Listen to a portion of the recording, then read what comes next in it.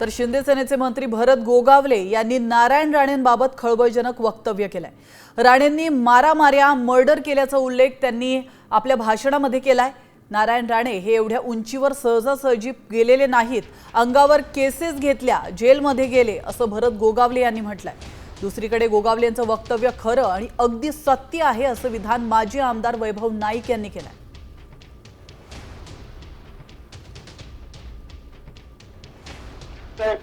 एवढ्या उंचीवरती जाण्यासाठी सहजासहजी नाही मिळालं। अंगावर केसी घेतला, भानगडी केल्या, जेलमध्ये गेले, मारामारी केल्या, मर्डर सगळं झालं। हे काय कोणी वेगळं कोणी सांगायची आवश्यकता नाही। विवेकला सांगत ना आम्ही भानगडी करा, आपल्याला जोडून चालायचं, पण त्यांच्या पण काही मंडळी थोडं आम्हाला पण जोडून घ्यायला पाहिजे, हा आमचा सल्ला, बाकी काय नाही।